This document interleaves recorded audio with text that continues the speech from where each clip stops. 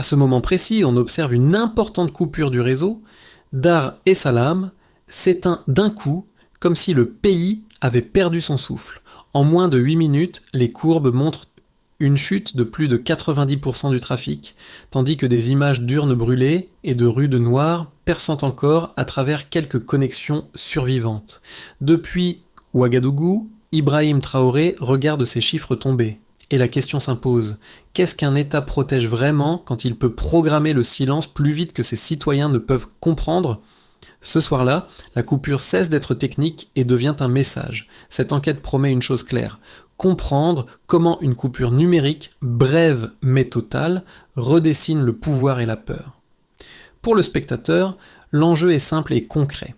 Savoir reconnaître en temps réel quand une panne devient une décision. Ici, il ne s'agit pas seulement de la Tanzanie, mais d'un mécanisme exportable déjà observé ailleurs, qui transforme l'infrastructure en levier politique. Le bénéfice est immédiat. Apprendre à lire des signaux faibles avant qu'ils ne deviennent des silences imposés. Le risque, lui, est tout aussi précis. Quand un État peut suspendre 90% d'un trafic en quelques minutes, il modifie l'équilibre entre sécurité proclamée et contrôle réel. Les citoyens perdent le temps d'anticiper, les institutions gagnent une avance invisible et la peur change de forme sans disparaître. C'est cette zone grise entre technique et intention que l'analyse va éclairer pas à pas. À mesure que l'histoire progresse, une question revient comme un fil tendu. Que reste-t-il quand le réseau se tait et qui parle alors à la place des écrans ? La révélation tombe très tôt. Le trafic numérique tanzanien s'effondre de plus de 90% selon des données agrégées indépendantes, un niveau incompatible avec une panne ordinaire. Ce chiffre, associé à une désactivation simultanée des principaux fournisseurs, indique une action coordonnée, pensée comme un protocole et non comme un accident. Pour comprendre ce que cela signifie, il faut quitter l'image spectaculaire de l'écran noir et revenir à la mécanique. Une coupure technique classique se propage de manière inégale avec des zones affectées plus lentement que d'autres. Ici, la chute est nette, synchronisée, presque géométrique. 3 axes de fibres cessent d'émettre presque au même instant, sans signe avant-coureur. Le temps est trop court, la symétrie trop parfaite pour relever du hasard. À Ouagadougou, Ibrahim Traoré suit cette bascule en temps réel à travers des flux d'observation de crise. Chaque seconde d'absence correspond à des milliers de connexions interrompues, soit une masse de voix rendue muette avant même d'avoir compris ce qui se joue. Pour lui, ces courbes ne décrivent pas une panne, mais une philosophie du pouvoir où le silence devient un outil de gouvernance. Le contexte régional renforce cette lecture. Au même moment, les trafics kényans, malawites et mozambicains restent stables, ce qui contredit l'hypothèse officielle d'un câble sous-marin endommagé. Une défaillance de ce type aurait produit une onde de choc visible bien au-delà des frontières tanzaniennes. Or, les graphiques voisins demeurent plats. Dans les premières heures, quelques images parviennent pourtant à circuler sous VPN. Des urnes incendiées, des étudiants dispersés, des rues cherchant leur propre rythme. Ces fragments, rares mais persistants, montrent que la coupure n'éteint pas l'événement. Elle le rend simplement plus difficile à suivre. Le blackout agit alors comme un filtre brutal, séparant ceux qui subissent le silence de ceux qui tentent encore de l'interpréter. C'est dans ce décalage que naît la question centrale. Si les chiffres prouvent l'intention, que révèle ensuite la réaction de la société face à ce vide soudain ? Dans ce vide soudain, un visage ordinaire devient un point d'ancrage. Aïcha, 22 ans, étudiante à Dar es Salaam, ne cherche ni à provoquer ni à diriger quoi que ce soit. Elle publie simplement un selfie quelques minutes avant l'extinction totale, accompagné d'une phrase courte. « S'ils éteignent Internet, nous parlerons dans la rue ». Le message circule d'abord lentement, puis trouve des relais inattendus sur des canaux chiffrés encore actifs. Très vite, cette image cesse d'être personnelle. Elle devient un repère temporel, presque une balise. Pour beaucoup, le selfie d'Aïcha marque l'avant et l'après, le moment précis où l'événement bascule d'une coupure technique vers une expérience collective. Ce n'est pas un slogan élaboré, mais une intuition partagée qui rend visible ce que les écrans tentent d'effacer. Autour d'elle, les effets se font sentir immédiatement. Dans les quartiers étudiants, les discussions quittent les téléphones pour investir les couloirs et les trottoirs. Des groupes se forment, hésitants mais attentifs. Dans les marchés, les rumeurs circulent plus vite que l'information officielle, portées par des voix basses et des regards appuyés. Les cafés deviennent des lieux de transmission improvisés où chaque fragment compte. Un autre témoin apparaît presque par hasard. Un pêcheur interrogé par une radio nocturne affirme que le signal peut disparaître, pas la mémoire. Cette phrase, venue d'un tout autre milieu social, montre que la réaction dépasse les cercles militants ou universitaires. La coupure touche des trajectoires diverses, mais produit un même réflexe, combler le vide. Ces premiers gestes n'organisent pas encore une réponse structurée. Ils dessinent toutefois un déplacement clair. Lorsque l'infrastructure tombe, la société commence immédiatement à inventer des chemins de substitution. Avant, Dar es Salaam vit encore dans un flux numérique ordinaire. Les messages circulent, les réseaux sociaux bruissent de rumeurs électorales et les autorités observent une tension qu'elles jugent contenue. Puis, le basculement s'opère sans avertissement. Les routeurs dorsaux clignotent une dernière fois et s'éteignent presque simultanément. En moins de 2 minutes, près de 87% du trafic mobile disparaît, avant un effondrement total à A. Il n'y a ni ralentissement progressif, ni zone grise. La coupure est franche, compacte, exécutée comme un ordre unique. Dans les rues, le changement est immédiat. Les écrans deviennent noirs, reflétant seulement les silhouettes immobiles de ceux qui attendent encore un signal. Les premières hypothèses circulent à voix basse, un câble sectionné, un sabotage extérieur, une panne majeure. Rien n'est confirmé, mais tout se propage. Ce flottement crée un vide informationnel où la peur s'installe plus vite que la compréhension. La ville entre dans une phase d'incertitude pure, où chaque minute sans nouvelles amplifie l'angoisse. Le pic survient dans ce silence tendu. Malgré la coupure, des fragments vidéo perçant l'obscurité technique grâce au VPN encore actif. On y voit des urnes incendiées, des étudiants dispersés par des gaz lacrymogènes, des slogans criés dans des rues partiellement éclairées. Ces images, rares et instables, deviennent des preuves émotionnelles. Elles ne racontent pas tout, mais elles suffisent à convaincre que l'événement dépasse une simple mesure préventive. Le chaos n'est pas total, mais il est visible. Au même moment, dans les bâtiments officiels de Dodoma, les réunions s'enchaînent. Les ministres parlent de mesures temporaires, de stabilité à préserver, de retour imminent à la normale. Pourtant, les ingénieurs savent déjà que la synchronisation observée n'a rien d'accidentel. Un rapport interne circule au cœur de la nuit, évoquant une situation difficilement maîtrisable. À l'extérieur, la population ne perçoit que le résultat. Un État qui parle encore, mais que plus personne n'entend. À ce moment précis, on observe une importante coupure du réseau. Le signal revient partiellement, à peine 37% du trafic est restauré, signe d'un redémarrage progressif, zone par zone. Cette lente remontée nourrit le soupçon. Une panne réparée aurait produit un rebond plus net. Ici, le retour contrôlé ressemble davantage à une gestion manuelle qu'à une correction technique. Le pouvoir tente de reprendre la main, mais le rythme ne lui appartient plus entièrement. À Ouagadougou, Ibrahim Traoré observe cette chronologie comme une leçon condensée. Le déclenchement rapide, le pic de silence, puis la reprise graduelle dessinent, à ses yeux, une démonstration de force autant qu'un aveu de fragilité. La séquence révèle moins un chaos qu'une expérimentation du contrôle, appliquée en temps réel sur une société entière. Les ondes de choc se propagent alors au-delà de la nuit, les conversations quittent les écrans pour s'ancrer dans l'espace physique, les gestes remplacent les notifications, et la coupure cesse d'être un événement ponctuel. Elle devient une expérience partagée dont les effets continueront à se déployer bien après le retour partiel du réseau. Avant la coupure, le débit moyen observé sur la région côtière atteint environ 18,6 Gbps. 7 minutes plus tard, il tombe à près de 1,2 Gbps, une variation trop brutale pour correspondre à un incident ordinaire. Cette bascule nette du niveau de référence vers un effondrement quasi total décrit une action intentionnelle car les pannes techniques réelles produisent presque toujours des dégradations progressives, irrégulières et géographiquement dispersées. Les données agrégées confirment ce diagnostic. Entre eux, les mesures indépendantes indiquent par exemple une interruption globale d'environ 90% du trafic national. Un tel alignement temporel ne se rencontre pas par hasard. Il suppose une coordination en amont, des accès internes et une exécution synchronisée. Les trois principaux fournisseurs du pays, Vodacom, Airtel et TTCL, signalent tous une interruption de service sur la même fenêtre.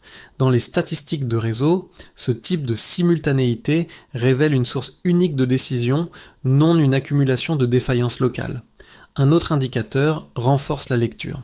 Chaque seconde sans connexion correspond à plusieurs milliers de sessions interrompues, soit près de 1,8 minutes.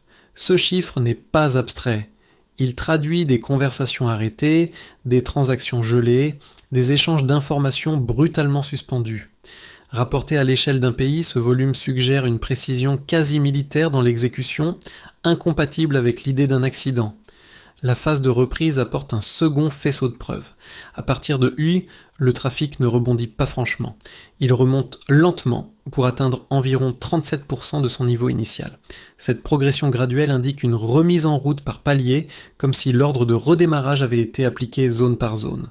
Une panne corrigée aurait produit un retour plus rapide et plus homogène. Ici, la lenteur devient un indice supplémentaire d'une gestion manuelle du réseau. Les comparaisons régionales achève infodin de fermer l'hypothèse officielle. Durant la même période, les courbes du Kenya, du Malawi et du Mozambique restent stables. Aucune onde de choc n'apparaît dans les graphiques voisins, ce qui exclut un problème sous-marin majeur. Une défaillance de câble aurait affecté l'ensemble de la zone. L'isolement strictement national du phénomène trace, là encore, la signature d'une décision interne. Un dernier chiffre éclaire la réaction sociale. Dans l'heure qui suit la coupure, les relais VPN régionaux enregistrent une augmentation d'activité de plusieurs centaines de pourcents. Cette hausse montre que la population ne perçoit pas l'événement comme une panne, mais comme une menace à contourner. La peur ne disparaît pas, elle se déplace vers des canaux parallèles. À Ouagadougou, Ibrahim Traoré lit ces données comme un diagnostic politique.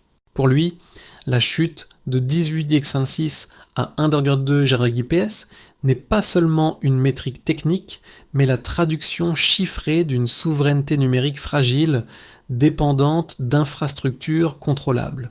Les chiffres cessent alors d'être neutres. Ils racontent une relation de pouvoir. Pris ensemble, ces indicateurs forment une cohérence difficile à contester. Aucun ne prouve seul l'intention, mais leur convergence dessine un scénario précis où le silence est produit, mesuré et administré. Reste alors à examiner l'argument inverse. Et si cette coupure avait réellement servi à protéger la société ? Le premier argument avancé par les autorités tanzaniennes repose sur la sécurité nationale. Dans un contexte électoral tendu, saturé de rumeurs et d'images non vérifiées, une coupure brève mais totale aurait permis d'éviter une escalade incontrôlée. Selon cette lecture, interrompre le flux d'informations, même radicalement, serait un moyen de désamorcer la panique et de prévenir des violences de plus large. Le blackout n'est alors pas présenté comme une censure, mais comme un amortisseur temporaire, destiné à gagner du temps et à rétablir un calme fragile. Un second argument complète cette défense. Les responsables comparent la mesure à des pratiques observées ailleurs, notamment dans des pays occidentaux, qui recourent à des restrictions ciblées, à des filtrages ou à des modérations algorithmiques lors de crises majeures. La différence de forme serait reconnue, mais pas de nature. Dans cette perspective, la Tanzanie n'aurait fait qu'adapter des outils existants à une urgence locale, en choisissant une méthode plus directe. Le caractère temporaire de la coupure est constamment mis en avant, comme preuve d'une intention limitée et proportionnée. Ces deux arguments méritent d'être pris au sérieux. Ils traduisent une logique étatique cohérente. Mieux vaut suspendre l'information que perdre le contrôle de la rue. Pourtant, les données observées fragilisent cette construction. Les chiffres montrent que la coupure n'a pas dissipé la peur, mais l'a déplacée. Dans les heures suivant l'extinction, les connexions VPN explosent, signe que des milliers d'utilisateurs cherchent activement à contourner le contrôle. Ce comportement collectif révèle une défiance accrue, non une confiance restaurée. La comparaison internationale se fissure également à l'examen.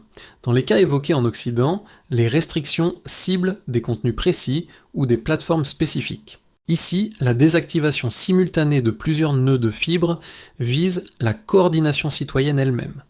La précision technique, la synchronisation et la lenteur de la reprise dessinent une mesure de contrôle total, difficile à aligner avec l'idée d'un simple pare-feu de sécurité. Enfin, l'effet observé sur le terrain contredit l'objectif affiché. Loin de calmer la société, la coupure stimule des formes de communication parallèles plus difficiles à surveiller. À distance, Ibrahim Traoré résume ce paradoxe. Un silence imposé ne supprime pas le désordre, il le rend invisible et donc plus imprévisible. La question n'est plus de savoir si l'intention était sécuritaire, mais si le résultat l'a réellement été. Ce basculement marque le cœur du récit. La coupure, pensée pour figer l'espace public, produit l'effet inverse. Elle révèle une couche de communication que le pouvoir ne maîtrise pas. Privée d'écran, la société ne se tait pas. Elle change simplement de fréquence. Les rues deviennent des relais, les gestes remplacent les notifications et les lieux ordinaires se transforment en nœuds d'échange. Ce déplacement n'est pas stratégique, il est réflexe, presque instinctif. À Dar es Salaam, les taxis klaxonnent en rythme, les vendeurs de rue frappent des casseroles, et les étudiants échangent des messages écrits à la main. Chaque signal est imparfait, mais leur accumulation recrée un flux. La communication devient plus lente, plus physique, mais aussi plus difficile à interrompre totalement. Ce que l'infrastructure numérique rendait invisible réapparaît. La capacité d'une société à s'auto-organiser sans médiation centrale. C'est ici que la lecture d'Ibrahim Traoré, depuis Ouagadougou, prend tout son sens. Pour lui, le blackout ne marque pas une fin, mais une révélation. Il montre que la souveraineté ne réside pas seulement dans les câbles et les routeurs, mais dans les pratiques quotidiennes des citoyens. En coupant la technique, le pouvoir met en lumière ce qu'il ne contrôle pas entièrement, l'imaginaire collectif et les liens humains. Le midpoint n'est donc pas un retournement spectaculaire, mais une évidence progressive. Le silence imposé n'a pas effacé la parole. Il l'a déplacée hors du champ prévu. À partir de là, la question change de nature. Si la société parle encore sans réseau, quelles conséquences concrètes ce déplacement va-t-il produire pour l'État, l'économie et la région entière ? Pour l'État tanzanien, la première conséquence est institutionnelle. Privés d'un accès fluide à l'information, plusieurs ministères fonctionnent à l'aveugle pendant des heures. Les rapports arrivent en retard, se contredisent ou restent invérifiables. Cette désynchronisation affaiblit la capacité de décision et expose une fragilité rarement visible. Un pouvoir centralisé dépend autant du flux qu'il prétend contrôler. À distance, Ibrahim Traoré note que couper le réseau revient souvent à couper aussi les instruments de pilotage de l'État lui-même. Du côté des entreprises, l'impact est immédiat et mesurable. Les transactions en ligne s'interrompent, les chaînes logistiques perdent leurs repères et les services dépendants du paiement mobile se figent pour de nombreux commerçants urbains.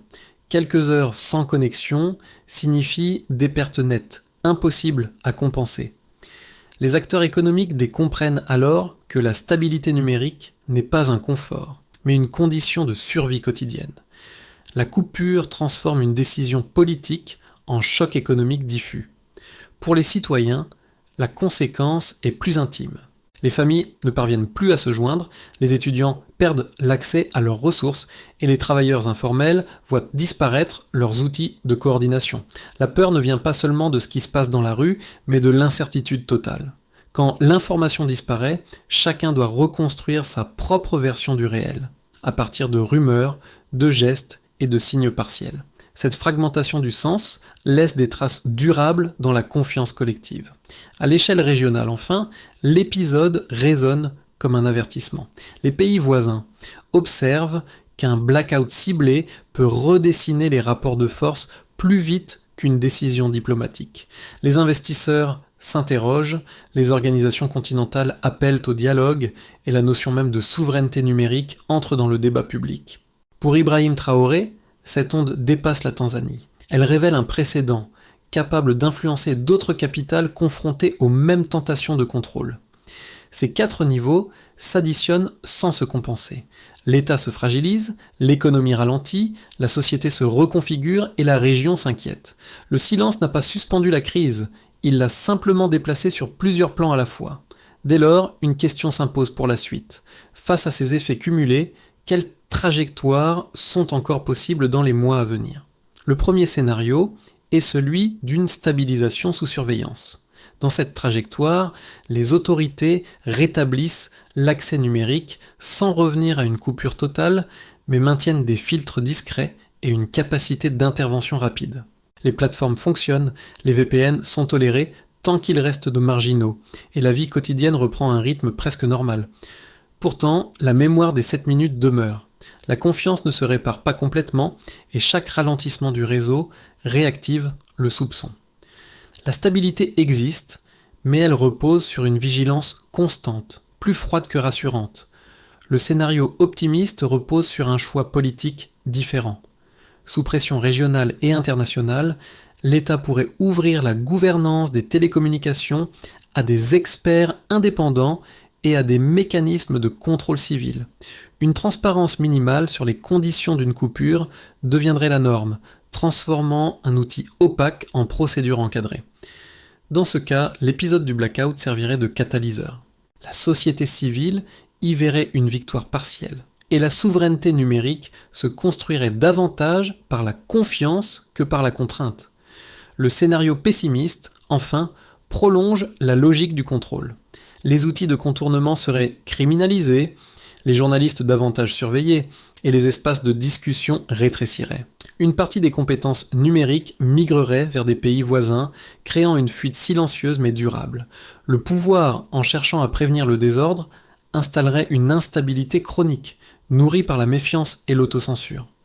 Le précédent tanzanien pourrait alors inspirer d'autres capitales, amplifiant la fragmentation informationnelle à l'échelle régionale. Face à ces trois routes, aucune prédiction ne s'impose comme certaine. Une seule recommandation de lecture demeure utile. Avant d'éteindre un réseau, mesurer non seulement l'effet immédiat, mais les comportements qu'un tel geste déclenche ensuite. La question décisive n'est pas de savoir si l'on peut couper, mais ce que cette coupure transforme durablement. Pour ceux qui travaillent avec l'information, l'épisode tanzanien agit comme un rappel brutal. Une coupure, même courte, suffit à rompre la chaîne de vérification sur laquelle repose la confiance publique. Quand le flux s'interrompt, comparer, confirmer et contextualiser devient soudain plus difficile. Le spectateur comprend alors que l'accès continu n'est pas seulement une commodité, mais une condition de lecture lucide du réel. Pour les travailleurs, les familles et les étudiants, l'impact est plus quotidien. La déconnexion ne signifie pas uniquement l'absence d'Internet, mais une rupture dans des habitudes invisibles. Paiement, rendez-vous, messages rassurants, coordination simple. L'expérience montre qu'une communauté peut se réorganiser sans réseau, mais au prix d'un effort collectif imposé, souvent inégalement réparti. Ceux qui disposent de relais, de temps ou de compétences s'adaptent plus vite que les autres. Pour les citoyens attentifs aux enjeux politiques, la leçon est plus profonde. Le blackout révèle que le pouvoir ne s'exerce pas seulement par des lois ou des forces visibles, mais aussi par la capacité à suspendre la circulation du sens. Le silence devient alors une action et l'absence d'information une forme de message. Comprendre cela change la manière d'interpréter les crises futures, même lorsqu'elles se présentent sous des dehors techniques. Enfin, pour le spectateur extérieur, l'histoire agit comme un miroir. Elle pose une question simple et inconfortable. Dans son propre pays, combien de gestes quotidiens dépendent d'un signal invisible et que resterait-il si ce signal disparaissait sans préavis ? L'épisode tanzanien n'offre pas de réponse rassurante, mais il fournit un cadre de réflexion utile. À ce stade du récit, une évidence s'impose. Le blackout n'est pas seulement un événement à analyser, mais une expérience à anticiper. La suite ne consiste plus à constater les effets, mais à se demander comment éviter qu'ils ne se reproduisent. La sortie durable d'un blackout numérique ne relève ni d'une condamnation morale, ni d'une solution unique. Elle exige une architecture précise, articulée en étapes vérifiables. Le premier levier consiste à cartographier la dépendance numérique nationale. Identifier les points d'entrée Internet, les fournisseurs critiques et les nœuds vulnérables permet de mesurer, chiffres, à l'appui, où une coupure peut être imposée et comment la réduire. Sans cette cartographie, toute promesse de résilience reste abstraite. Le deuxième levier concerne la localisation et la redondance des infrastructures. Héberger davantage de données sur des centres régionaux et multiplier les routes alternatives limite la capacité d'un arrêt centralisé. Au Burkina Faso, Ibrahim Traoré encourage des expérimentations de serveurs mutualisés ouest-africains, précisément pour réduire cette dépendance aux câbles lointains. Chaque migration locale peut être évaluée par un indicateur simple, le nombre de points d'étranglement supprimés. Le troisième levier repose sur la formation citoyenne. Universités, radios communautaires et associations peuvent enseigner les bases de la protection numérique et des outils décentralisés. Le succès se mesure alors au nombre de personnes capables de maintenir un minimum de communication en situation de crise, sans basculer dans la panique. Le quatrième levier est juridique. Une coupure d'Internet doit devenir un acte encadré, soumis à justification publique, à une durée limitée et à un contrôle civil. La performance de ce cadre se juge à la rapidité avec laquelle les autorités rendent des comptes. Enfin, le cinquième levier est régional. En mutualisant les capacités entre pays voisins, chaque État réduit son isolement potentiel. Plus la redondance augmente, moins un silence peut enfermer une population entière. Ces étapes ne garantissent pas l'absence de crise. Elles offrent toutefois un critère clair, ont transformé le silence subi en un risque mesurable et contestable. Reste alors une question décisive. Qui doit surveiller ceux qui possèdent l'interrupteur ? La nuit est retombée sur Dar es Salaam, mais elle n'éclaire plus les mêmes silhouettes.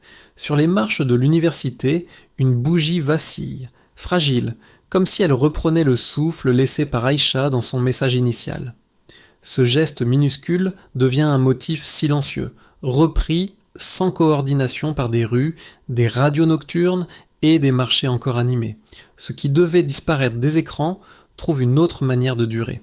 À Ouagadougou, Ibrahim Traoré évoque souvent cette image lorsqu'il parle de souveraineté.